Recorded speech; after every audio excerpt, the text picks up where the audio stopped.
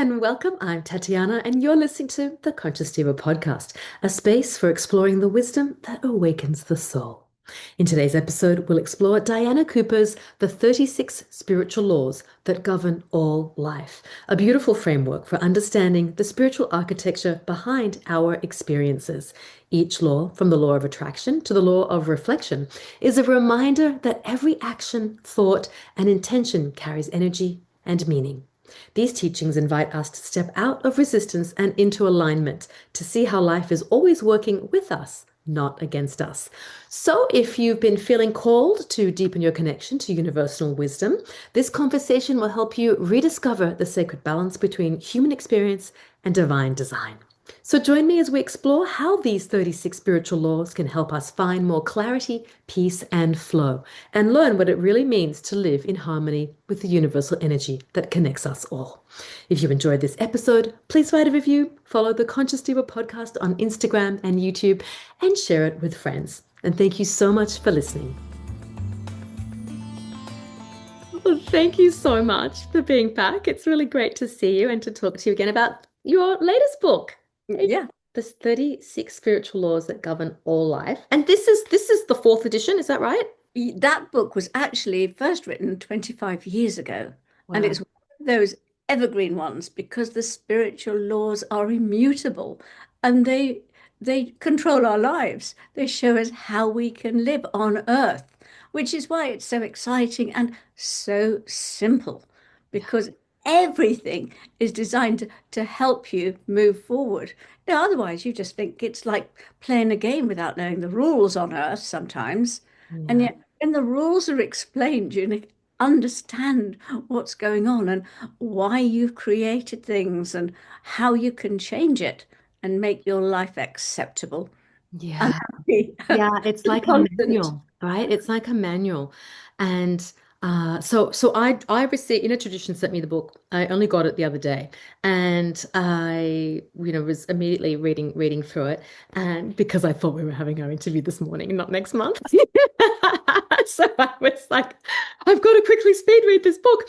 But what was really great about that? There were so many reminders.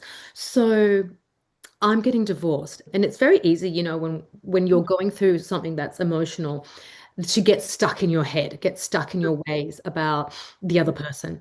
And when I was reading, and I think it was The Laws of Reflection, I was Mhm. going through that, and I sat back, and I just suddenly went, "Oh my God, okay." I'm I'm totally the way he's responding is reflecting the way I'm feeling, even though I'm not even saying it aloud to him. Because my whole approach, I actually decided I was the one who made the decision.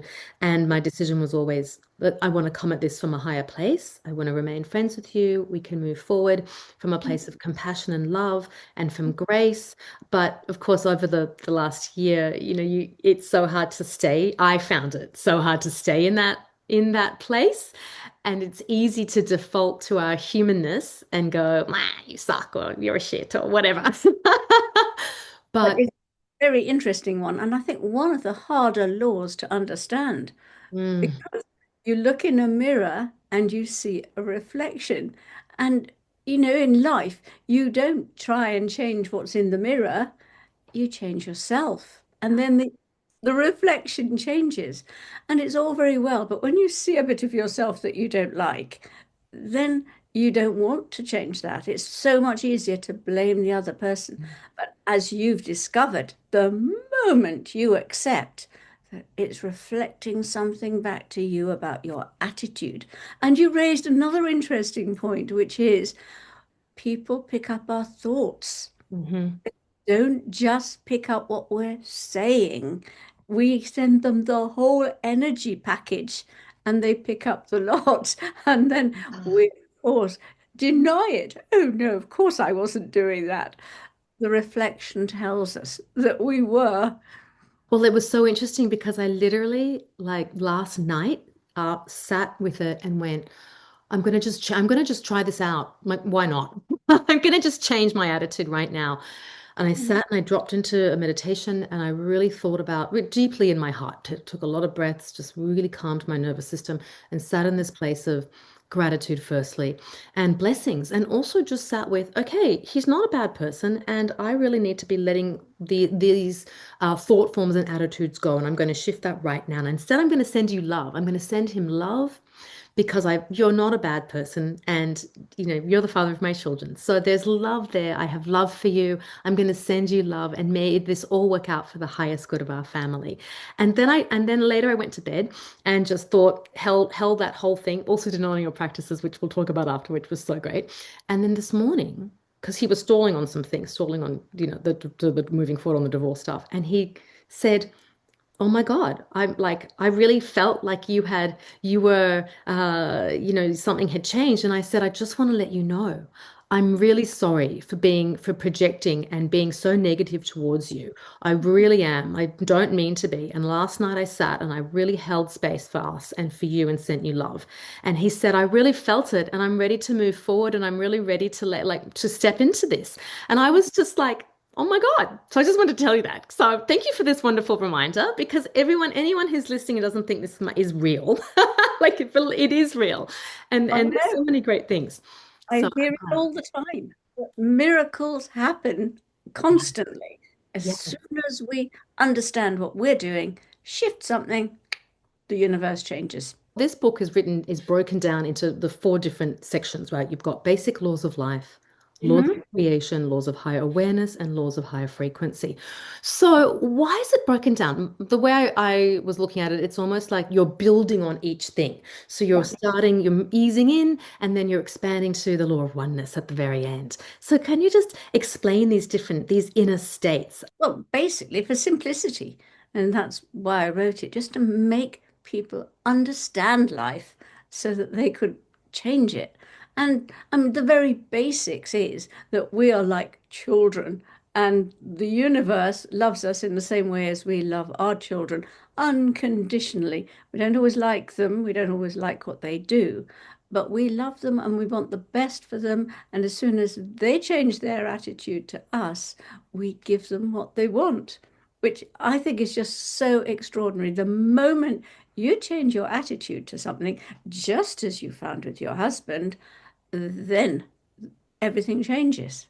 And Mhm. so it's as within, so without.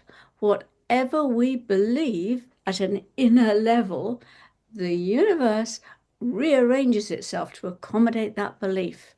And that's just so amazing to me that if something isn't happening that I want, or I think I want, I have to look at what am I sending out there? What am I believing? Change that, send out something different, and it changes. Yes. It Yeah. makes life into a miraculous space. And I think the other very basic law is the law of request. Ask. If you ask, then the moment you ask for something, you're ready to receive it. As long as you're not groveling or being silly about it. But when you're genuinely ready to ask for something, then you are ready to have it in your life, and the universe brings it forward for you. And Yeah. it's so simple. Though, as you probably know, I work a lot with the angelic realms, and the basis is ask. Ask your angels, and they will come up with it. They will help you. But if you don't ask, there they are. We've got free will. They cannot help you, waiting to help you. There's all this army of beings waiting to help you. But if you don't ask, you're not going to get.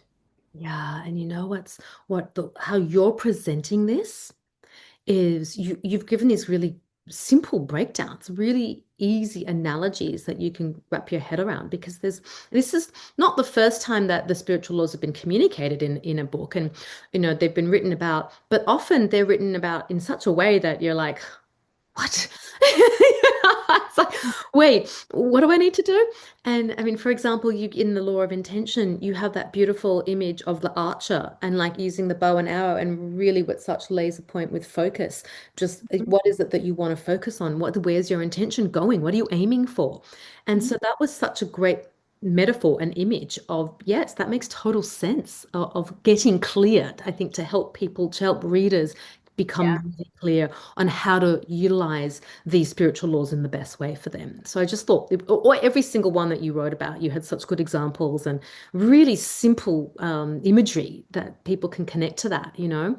I think that's a really important one that you've mentioned, though, because if you focus on something without doubt or deviation, you've got that goal in mind, you have to get there Mhm. as long as it's for the highest good. Now, I always add that, always say if it's for the highest good or under grace, because that ensures you do what's right. And if you're really aiming for something and it's not for the highest good, and you have said for the highest good only, then you stop and think, okay, I've got something wrong, not the universe has got something wrong. What is it? And you can change at that point. Mhm. So everything, but everything follows a strict principle and is understandable. As long as you take responsibility for yourself and look at what's going on. Am I projecting something? Because the law of attraction is exact. You are a magnet. Every person is in your life because you've drawn them in. You've attracted them to your vibration. You know this. And then you think, why is that person in my life? What have I got to learn? Why have I attracted that person in or that situation so often? And then you can look at it, unravel it, and attract in what you really want by sending out a different energy. Yeah, and I think there's truth also with the law of gratitude because that's something that we can that or often can the simple practice of saying thanks or giving thanks can be misused and as a tool for spiritual bypassing, which I think is can be confusing for some people. But and I think that's because they're not being genuine about it. And you've got this really beautiful breakdown. Just explain really the intention of the law of gratitude. Well, I think the best way of describing it is if you've got a child and they want something and you give it to them and they beam with genuine delight and thanks. You love them so much, you want to give them more. I'm sure you've experienced that. And if they say, oh, thanks, you don't feel appreciated. And the universe is the same. The universe is like a parent. If you say, oh, well, thank you for the garden, thank you for the money that's coming in, there's no feeling in it, there's no energy in it. And it doesn't really count as gratitude. It's just something that you're saying. Yeah, yeah, no, that Exactly. for sure. And it's really different. It's like, and that comes with the law of projection. What are you putting out there and what's getting mirrored back to you? Can you just explain this point a little bit? Oh, well, we all project bits of ourselves that we don't like onto somebody else, and then we don't like that person. And we all do it. And then, but we can stop and say, okay, what am I projecting? What belief have I got that I'm putting onto them? And then when we look at it and we claim it for ourselves, and we can say, oh, okay, I'll change that. And it makes it so much easier. I think for some people it's quite hard because it's been their way of defending themselves all their lives is to put their stuff onto somebody else. They're the baddie. And if you think anybody is a baddie, then that's a bit of you in there. And of course, people hate that because they like to be all noble and pure and good. Yeah, no one likes to hear the truth, do they? To say that uh, that person may be bad, but you don't then feel that, oh, I hate that person. Ugh. You just recognize what they are without the response internally. But Yes. if you got that response internally, that's what tells you that you're projecting. 100%. And it's like if you go into your local cafe or shop and the person's always rude to you, maybe you've been rude to them and they're just reflecting it back. You're projecting that onto them. That's something I would always say to my soon-to-be ex-husband. I think you need to look at why they're being rude to you. Maybe you're being rude to them. They're not rude to me. They always ask me how I am and how's my day. So I was wondering, like, so you wrote this 25 years ago. Did your angels communicate all of the laws to you, or was it one by one you were receiving this and learning about them? I honestly can't remember. It was a long time ago. I suspect I was just, yeah, just receiving it from my angels and guides and writing it as it came through to And me. and how now we're in a time where I feel like I mean, they're always necessary, but we're really living in times where I think everybody can really use this manual, and it's, the keys to achieving prosperity, happiness, and well-being, but it's so much more than that. It is so much more. It's really a manual for living life, for in the highest. It Uh, is. Do you find yourself ever like having that human struggle and then going, ah, no, and then giving yourself a check? Oh, yeah, absolutely. And every single thing I'm responsible for. If my life isn't exactly what I want, then I need to look inside myself and send out something different, make a decision about my life. I mean, there's even the law of prayer. I love the law of prayer. There's so many ways of praying which aren't actually prayer. Like, there's the victim. Oh, goes groveling and whining. Oh, God, please give me this. Da, da, da, da. But they're a victim. And the energy of the universe knows that if they give you what you ask for, you're just going to go around and lose it and just ask for more next day. And there's the greedy person who wants more. Come on, give me more, give me more. And what else is there? There's the bargainer. Oh God, if you give me this, I'll do that. Have we ever done that? And the manipulator. Oh, no. Yeah, the If you don't bargainer. give me this, I- I'll do that. And then there's the one that's shooting a line and saying, okay, I'll do this, but with no intention of actually following through. And then there's the person that is really clear and firm and says, okay, this is what I want. This is how I see my next step. This is what I've done towards it. This is what I'd like you to do. Universe, please give me the help I need. Wow, that's when the universe or God or whatever you want to call it becomes a co creator with you and you get all the support that you need. So, how you ask is really important. And of course, asking with an open heart, asking from a genuine space. These all receive responses from the universe. So, if you're praying and you're not getting the response that you need, then think about the energy that you're putting into it. Yes, and which law was that? Because I think you were talking about your birthright, right? Like, what is your birthright? Like, in tuning into the energy of knowing this, it's my birthright to do this or to have that, and being and accepting that so that you can really step into your, whatever it is you're supposed to be doing. That really also struck with me. I was really like, that's really such a good way of setting an intention, or and I love the archer analogy too, but I just thought that's such a good way to write, to journal on and say, my birthright is this, like I deserve that. Like it felt really empowering actually to write that as a mission statement. If you believe you deserve it, then you do, and you'll get it. It's this belief, we've been brought through thousands of years of we're miserable sinners and we Yeah. don't deserve. And actually, we don't. We're amazing divine beings and we do deserve, but we've just got to get that into our consciousness. And this is, I love the law of resistance because you see it so often.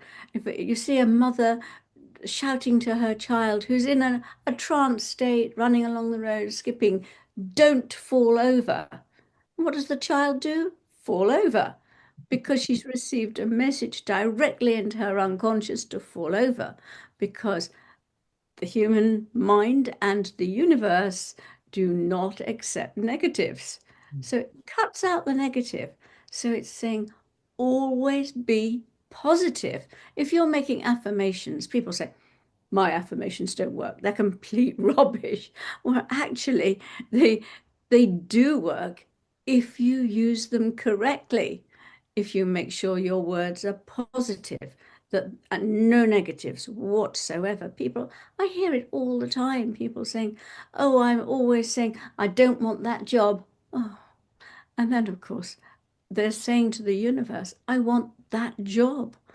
And they get it. And they say, but I said I didn't want it. They're just using negative laws, and that does not work. Mm.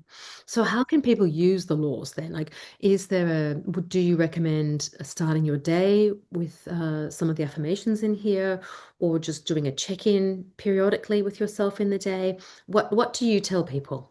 I would say always, always make sure everything that you say is positive. Watch your thoughts, watch your words. And of course, as our frequency rises, then our thoughts become more and more powerful and they come back to you straight away. So be very careful what you think. I think it's a wonderful thing to go outside and just say, wow, thank you for another amazing day. Today is fabulous. Miracles are happening, wonderful things are happening. I'm meeting beautiful people, and just affirming what you do want to happen in that day. It's such a powerful way to start your day off.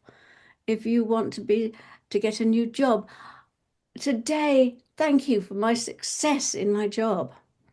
And you're telling the universe it's powerful, it's positive, and it starts your day off. And what if somebody's really in a headspace where they're just terribly depressed and may not believe because they've just had time and time again, just terrible things happening to them. And they come upon this book as, it's given to them, or they're like, okay, there's something in this. Where could they begin? At the beginning, that's why it's written in that order, because it explains how the world is a game and there are rules. And that when you follow those rules, or following rules sounds like something compulsory, but actually it's these are how it works. And if you understand how it works, then you can turn that round and you can make your life joyful, successful, abundant, positive, full of friends, happy. Everything is possible. And when we follow the simple rules, we just make it happen because the universe rearranges itself to accommodate what we tell it. We are so powerful without realizing it. And the person who's been depressed and everything's gone wrong is using exactly what's in the book against themselves Mm. and can therefore change it. I mean, I think that's really lovely advice because I mean, and you do spell that out. You do go through this, and it does take a lot of inner work and Mm. want to commit to oneself to be able to shift our awareness. And then once you start seeing those little gifts from the universe, you begin to believe and see and go, okay, this is real. I can do this. I can do this. And they're baby steps. Sometimes you're given a bigger, something else to make you, to show you, yes, this is it. Believe everything that's in here in life. And life is truly magical. It's not, I always say, I've said to my kids, I've got a 21-year-old son as well. I'm like, life is really magical. It's fully filled with magic. You've just got to believe and feel into it. But it's sometimes hard to convince people of that who aren't on that frequency. No, but I love it. It says in the book somewhere that miracles are signs that you're on your right pathway. And Mm. so great, lovely, happy, lucky things happen, then you're on your pathway. Yeah. Okay. So that's the law of miracles. Yeah. Just just talk about that one for a sec. So a miracle takes place when your energy transcends everything else and you're in exactly the right space to bring you something beyond the ordinary. A miracle is a natural phenomenon. It's just strange because we don't expect it. But Mm. actually, the minute we ask or we raise our frequency and let light flow through us, and send healing to somebody under grace, if they receive it, it's a healing miracle. But it's not. It follows spiritual law. Yeah. But also miracles can be really tiny things. They don't have to be these monumental. It's not like someone shows up at your house with $100,000. It's it's like But somebody might show up with your at your house with some chocolate for you, and you've been thinking about, oh my gosh, I need to go. It could be something Okay, so small. You come in, you get into your car, and then just there's this thing that you'd lost 6 months ago, and suddenly there it is, right? yeah, yeah. And I think it's the reframing of what a miracle might be as well. I think we all think it's something like a genie's going to appear out of a bottle and grant us a wish. Absolutely. Everything is energy. And you create that energy around you. You change that energy and you draw something else in. And if it's at a much higher frequency, you're going to term it a miracle Mm. because you hadn't expected it, maybe outside the time and space that we normally have it. But it's just energy in action. The law of frequency and vibration. It comes right before the law of miracles. And this is really important to explain to people because our frequency and vibration, it really does like attracts like. So, It really is. Yeah.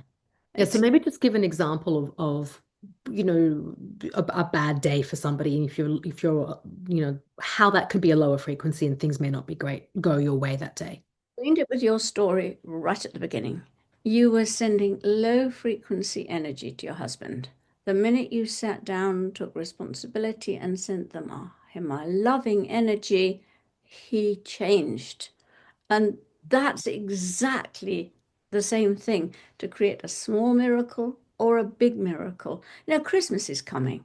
It's a time when people dread seeing all those that they chose as their karmic soulmates in life and the family and they press our buttons because we chose them because they would.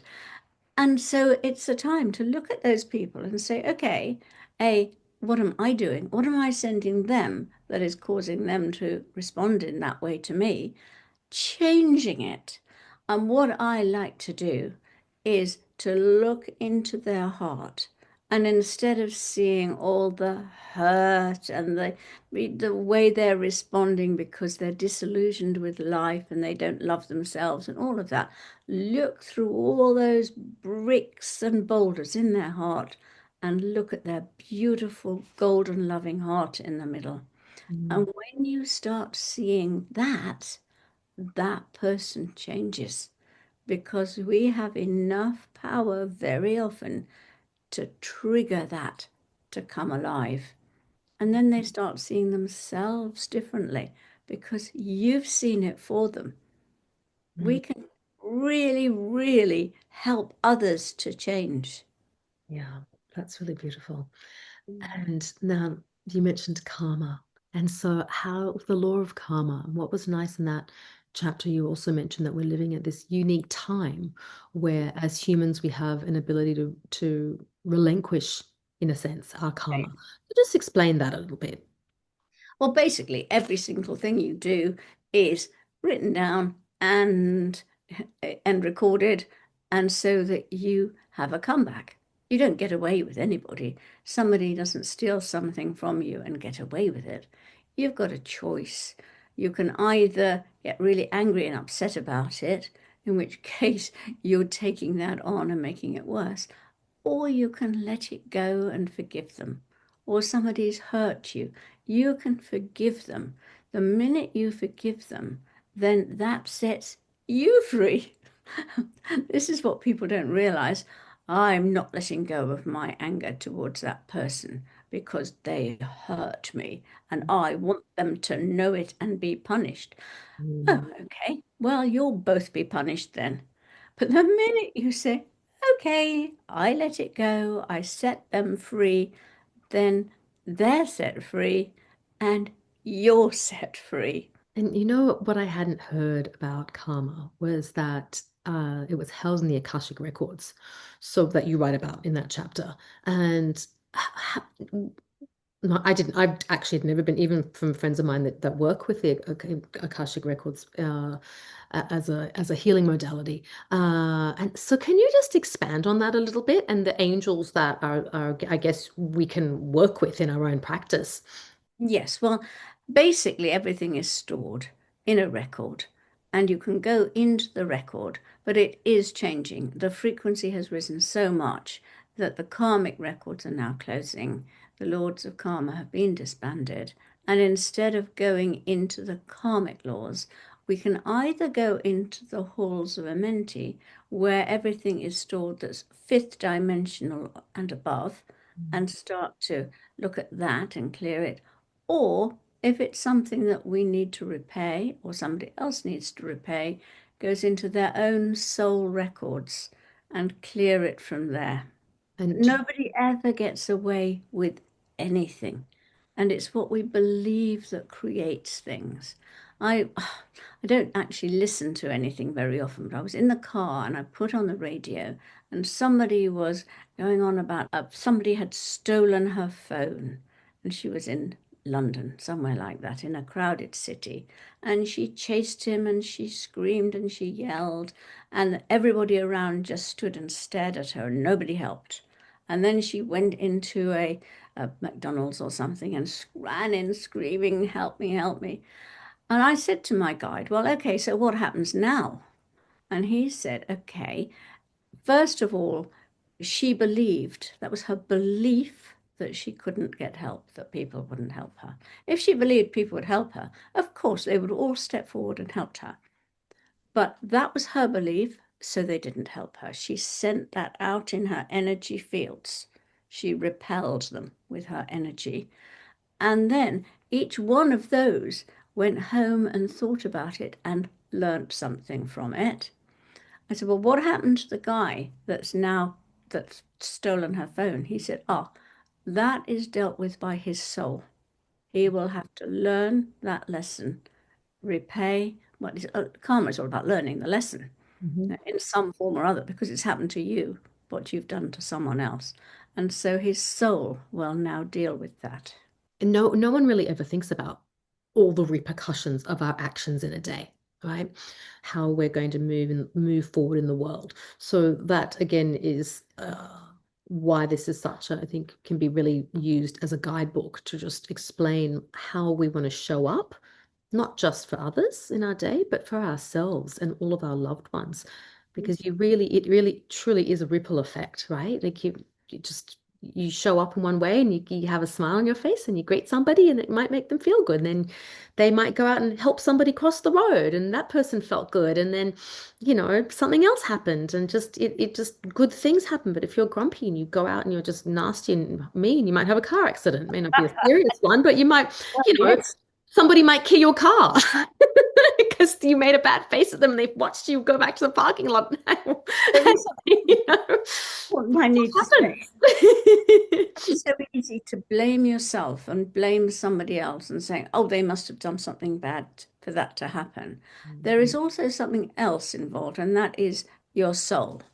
You might have had something happen to you that's not nice, but it might be because your soul chose that for a higher purpose.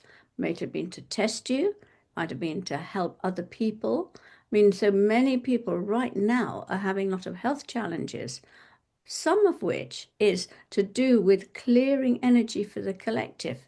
And that's an offering from their soul. And so we can't ever judge anybody else, ever. Yeah, yeah. Actually, I said that to my kids. I'm like, okay, someone was having a bad day that you interacted with at school. You don't know what's happening in their life. Like, we never know Absolutely. what's happening in that person's life. So, to be free of judgment is a practice, but it's a Mhm. really important practice because then at least you can hold space for that person instead of thinking they're just a bitch or horrible or they don't like you. You just don't know what they're going through. You Or don't. where is their mental health in that moment? Where are they? Yes. Yeah. You've got so many amazing practices on your website and ways to tune into angels and unicorns and all different beings. Are there any that you recommend that can support these laws? You just mentioned with the karmic records going into a certain temple. That's an activation. I think I'm pretty sure on your website, isn't it? You can go in, not the laws of karma, but you've definitely got different other lords you can go visit. There are lots and lots and lots about the laws, about the masters. There are many masters who have been to Earth, who know our struggles, and who can step forward to help us if we ask. Mm. Then there are many, many angelic beings who are there to help us. And all we have to do is ask. If you need more courage and strength, ask Archangel Michael. Everybody knows him, and he is such a help. and he will help to protect your energies and look after you. Even simple things like being scared of going to the dentist. Ask him to help you. And people have said to me, my fear disappeared and I was able to relax. Very simple things like that. There's Raphael for healing, and of course, the great angel Mary. She's a great healer with compassion. So there are lots of angels. And of course, I've written many books about angels and how they can help you, from angel inspiration to New Light on Angels to many others. And on the ascension path, there is so much that we can do. But the whole basis of it is this, and that's the basis of life. If you can understand that, everything is a bit of icing on the cake. Mm. Do you get people coming to you who have read this book over the years and shared stories with you and said, I've applied this? I mean, I know you've got people in here, you've got stories, but have you had, I'd love to know, do you have more, recent ones where they've come and said, oh my gosh, I did this and now my life has radically changed? Well, yes, I have stories all the time, but I tell you this much. If somebody comes to me and said, I've got one of your books on my bedside and it's my Bible. I mean, I've written 34 books. I know it's this one. Yeah, I've got to agree with that because I just shared that story in the beginning, and that was only one, one. Well, there were a couple things I sat down and journaled on right after that, but that was a really powerful one, and I just thought I'm going to use this as a test. Like, why not? What harm can it do? I'm only sending love, and I'm clearing the space. So he's either going to receive it, and I'm going to have a good outcome, or not. It's going to stay the same, you know. And it was a good outcome. Everyone should get this and start off the new year 2026. Don't even wait till the new year. Just do it now. Apply the spiritual laws and change your life. Seriously. There's so much written about manifestation, but all the basics, sorry, all the basics are in here.